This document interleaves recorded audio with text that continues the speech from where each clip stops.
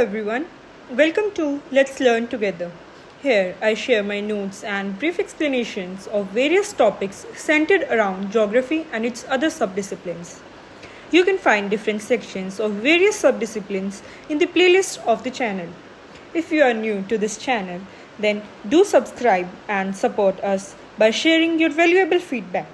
You can also connect to us through YouTube, Facebook, or Instagram under the handle Let's Learn Together. Hello everyone, welcome back to another video. And आज इस video में हम बात करेंगे class 7th की geography NCERT chapter 5 के बारे में। इससे पहले हम चैप्टर 4 कवर कर चुके हैं, जिसका टाइटल था एयर। एयर के बाद अब हम बात करेंगे वाटर की। ये सब चैप्टर है क्लास 7th की एनसीईआरटी ज्योग्राफी एनसीईआरटी के। एंड बाकी के जो चैप्टर्स है वो भी आपको हमारे चैनल पे क्लास 7 ज्योग्राफी की प्लेलिस्ट में मिल जाएंगे। So now let's start with the chapter. जब हम बात करते हैं वाटर की, तो जो पूरा अर्थ का सरफेस है उसका 3/4 जो पार्ट है वो वाटर से कवर्ड है। एंड वाटर एक बहुत असेंशियल या बहुत ज़रूरी कंपोनेंट है अर्थ पे। हमारे सर्वाइवल के लिए, किसी भी लिविंग ऑर्गेनिज्म के लिए बहुत ज़्यादा इम्पोर्टेंट है वाटर। वाटर के अगर सोर्सेज की बात की जाए तो जो मेजर सोर्सेज हैं फ्रेश वाटर के वो है rivers, ponds, springs and glaciers. उसके अलावा बात करें अगर ओशन बॉडीज एंड सीज की, तो वो जो है वो सॉल्टी वाटर है, यानी कि उनमें कहीं ना कहीं सोल्ट की मात्रा या कह सके तो सोडियम की जो मात्रा है उस वाटर बॉडी में वो थोड़ी ज्यादा है। So they are not fresh water. अब हम बात करते हैं कि ये पानी आता कहाँ से है। तो एक चीज जान लीजिए, जो अर्थ पर जो पानी है वो कभी खत्म नहीं होता, कभी खत्म नहीं होता। आज से अगर हजारों सैकड़ों सालों पहले तक भी अगर हम जाएं, जब से अर्थ का फॉर्मेशन हुआ है, तब जितना अर्थ पर पानी था आज भी उतना ही पानी है। पानी का जो लेवल है या अमाउंट है वो कम या ज्यादा नहीं होता है, वो एक साइकिल में मूव करता रहता है। उसका फॉर्म जो है वो चेंज होता रहता है। ठीक है। अच्छा, अब ये फॉर्म कैसे चेंज होता है, ये ना पूरा एक प्रोसेस है जिसको हम वाटर साइकिल बोलते हैं, जिसमें जो वाटर है वो ट्रांसफॉर्म होता रहता है अपनी एक फॉर्म से दूसरी फॉर्म में। तो अब ये कैसे हो सकता है, सपोज पहले पानी जो है वो लिक्विड फॉर्म में है किसी भी वाटर बॉडी में, उसके बाद वो इवेपोरेशन के प्रोसेस के थ्रू गैस में कन्वर्ट होता है, वाटर वेपर जिसको हम बोलते हैं। उसके बाद वो दोबारा से जो है लिक्विड फॉर्म में कन्वर्ट होता है, जब वो वाटर वेपर्स जो हैं वो आसमान में जाते हैं, कंडेंसेशन होता है। तो फिर वो जो वाटर वेपर्स वो ठंडे होके कंडेंस होके वाटर ड्रॉपलेट्स बनते हैं, जिससे फिर क्लाउड फॉर्मेशन होता है। और फिर दोबारा से जो है प्रेसिपिटेशन होगा, जिसके मदद से जो है वो क्लाउड में जो वाटर है वो वापस से लैंड पर आएगा। अगर हम डिस्ट्रीब्यूशन ऑफ वाटर की बात करें, वाटर बॉडीज में जो डिस्ट्रीब्यूशन हो रहा है वाटर का, उसकी बात करें तो जो सबसे ज्यादा परसेंटेज शेयर है वाटर का वो ओशियंस में है। आप इस पाई चार्ट में भी दे सकते हैं, मोस्ट ऑफ द रीजन जो है वो ओशियंस ने कवर किया हुआ है। उसके बाद आइस कैप्स या इनको हम ग्लेशियर्स भी बोल सकते हैं। ग्लेशियर्स की जब हम बात करते हैं तो 2% जो पानी है, परसेंटेज है पानी का, वो आइस कैप्स की फॉर्म में है। उसके बाद ग्राउंड वाटर की बात करें तो ओनली 0.63% है। फिर फ्रेश वाटर लेक्स, अब आप ये देखिए लीजिए इनका शेयर कितना कम है कि ये पाई चार्ट में शो भी नहीं हो पा रहा है। वो फ्रेश वाटर लेक्स की बात करें तो 0.009%। Inland sea and salt lakes की बात करें तो 0.009 अगेन। एटमॉस्फेयर की बात करें तो एटमॉस्फेयर में जब हम बात करते हैं it is basically water vapour, it is 0.0019%। And reverse की अगर हम बात करें तो इट इज 0.0001%। ये तो बात थी आप डिस्ट्रीब्यूशन ऑफ वाटर की।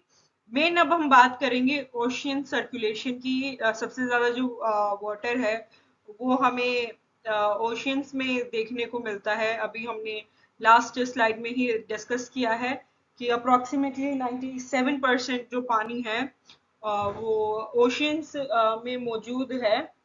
तो जब हम ओशन वाटर की बात करें तो वो ओशियन वाटर कभी भी ना स्टिल नहीं रहता है, वो कॉन्टिन्यूसली मूव करता रहता है। अच्छा, अभी जो मूवमेंट हो रही है ना ओशियंस की, इनको हम तीन कैटेगरीज में डिवाइड कर सकते हैं, जो कि है वेव्स, टाइड्स एंड करंट्स। ठीक है, ये तीन बेसिक क्लासिफिकेशंस है या कैटेगरीज है उन मूवमेंट्स की जिसमें जो वाटर है वो मूव करता रहता है। सबसे पहले अब हम बात कर लेते हैं वेव्स की। वेव्स क्या है? जब ओशियन सरफेस पर जो पानी है वो ऑल्टरनेटिवली ऊपर या नीचे जाएगा, राइज एंड फॉल होगा उसका, मेनली विंड की वजह से, जो तेज हवाएं चल रही है उनकी वजह से। जब ये पानी ऊपर नीचे होगा सरफेस पर, उसको हम वेव्स बोलते हैं। और जब बहुत स्ट्रॉन्ग विंड्स आते हैं तो ये बहुत बड़ी जो है वेव्स भी बना सकते हैं। और ये तो हो गया विंड्स। इसके अलावा और भी काफी सारे रीजंस हो सकते हैं वेव्स के, जैसे कि earthquake, volcanic eruption and landslide. जब अंडर ओशियन यानी कि ओशियन के अंदर जो ओशियन फ्लोर्स है, वहां पे अगर कोई अर्थक्वेक एक्टिविटी होती है, कोई वोल्केनिक इरप्शन होता है या फिर कोई लैंडस्लाइड होती है, तो वहां पे क्या होता है, डिस्प्लेसमेंट होती है वाटर की ओशियन फ्लोर पे। बहुत बड़े अमाउंट में जो है पानी डिस्प्लेस होता है, जिसकी वजह से जो है वेव्स बनती हैं। और ये जो ह्यूज वेव्स बनती हैं इन तीनों में से किसी भी रीजन के कारण, उसको हम सुनामी कहते हैं। तो जो आज तक की रिकॉर्डेड लार्जेस्ट सुनामी हुई वेव जो बनी है, वो करीबन 150 मीटर की हाइट तक की जो है लार्जेस्ट सुनामी वेव बनी है। उसके अलावा एक सुनामी आई थी 2004 के दौरान इंडियन ओशियन में। वहां पे क्या हुआ था कि जो कोस्टल एरियाज थे इंडिया के, उनमें बहुत ज्यादा डैमेज देखने को मिला था। उसके अलावा जो अंडमान एंड निकोबार आइलैंड्स है, वहीं पे एक पॉइंट है, इंदिरा पॉइंट, जिसको इंडिया का जो है सदर्न मोस्ट पॉइंट भी बोला जाता है। सदर्न मोस्ट पॉइंट के रूप में रेफर किया जाता है इंदिरा पॉइंट को। वो पूरा पॉइंट जो है सबमर्ज हो गया था पानी के अंदर। अब हम बात कर लेते हैं टाइड्स की। टाइड्स जो है ये भी राइज एंड फॉल है ओशियन वाटर का। बट इसका जो रीजन है, पहले तो ये ट्वाइस अ डे होता है, यानी कि दिन में दो ही बार होगा। और इस टाइड्स का बनने का मेन रीजन क्या है? ग्रेविटेशन। जो सन और मून, जैसे हमारे अर्थ पे अपना एक ग्रेविटेशन फोर्स है, वैसे ही सन और मून का भी अपने अपने ग्रेविटेशनल फोर्सेस हैं। एंड उन्हीं की वजह से जो है ये पानी को जो ऊपर नीचे जाता है ओशियन में, उसी को जो है हम टाइड्स कहते हैं। तो दो तरीके की हमारे पास टाइड्स होती है, दो तरीके की टाइड्स बनती है। पहली तो है स्प्रिंग टाइड, दूसरी है नीप टाइड। तो जब फुल मून या फिर न्यू मून डेज होते हैं, उसमें जो है सन, मून और अर्थ एक सिंगल लाइन में जो है ये आते हैं, सन मून अर्थ तीनों। तो उसी समय जो है सबसे हाईएस्ट टाइड जो है वो बनती है। तो हाईएस्ट टाइड जो ये बनती है, इसी को हम स्प्रिंग टाइड बोलते हैं। ऑन द अदर हैंड नीप टाइड की जब हम बात करें, तो जब क्वार्टर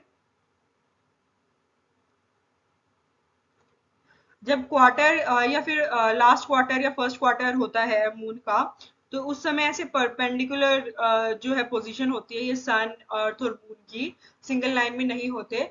उस समय क्या होता है, जो वेव्स होती है ना, ये डायगनल चली जाती है, टेढ़ी चली जाती है। एंड इसी वजह से बनती है हमारी लो टाइड्स। अब अगर हम हाई टाइड्स की बात करें, तो जो हाई टाइड्स हैं वो बहुत हेल्पफुल होती हैं शिप्स को जो है नेविगेट करने में, कोस्ट पर पहुंचने में आसानी होती है हाई टाइड्स के दौरान। उसके अलावा जो फिशेस है, फिशेस में भी फिशिंग में भी जो है काफी हेल्प करती है, क्योंकि इस दौरान जो है फिशेस कोस्ट के पास जो है चली जाती है। उसके अलावा टाइड्स, बहुत सारे रीजन्स ऐसे हैं जहाँ पे टाइड्स का यूज जो है जनरेशन ऑफ इलेक्ट्रिसिटी के लिए भी किया जाता है, इलेक्ट्रिसिटी बनाने के लिए भी किया जाता है, जिसको हम टाइडल एनर्जी भी बोलते हैं। तो टाइडल एनर्जी क्या हो गई, generation of electricity via tides. अब बात करते हैं हम ओशन करंट्स की, जो थर्ड टाइप है मूवमेंट का ओशियन में। तो जो पानी है ओशियंस में वो कॉन्टिन्यूसली स्ट्रीम्स में जो है मूव होता रहता है स्पेसिफिक डायरेक्शन में। एक जो सबसे बड़ा डिफरेंस है टाइड्स, वेव्स और ओशन करंट्स में, हम ये भी बोल सकते हैं कि वेव्स और जो टाइड्स हैं उनमें हम वर्टिकल मूवमेंट देखते हैं ओशियन सरफेस वाटर की, लेकिन जो करंट्स है, करंट्स में हम हॉरिजॉन्टल मूवमेंट को बेसिकली रेफर कर रहे हैं, ओशियन वाटर के हॉरिजॉन्टल मूवमेंट को। तो दो तरीके के ओशन करंट्स है हमारे पास, एक वार्म है एंड एक कोल्ड करंट है। तो अब होता क्या है कि जो सपोज जो इक्वेटर है, सॉरी ये लाइन थोड़ी टेढ़ी बन गई। तो जो इक्वेटर है, सपोज ये इक्वेटर है, इक्वेटर पे सबसे ज्यादा इंसोलेशन होता है। इंसोलेशन क्या है, amount of solar energy receive.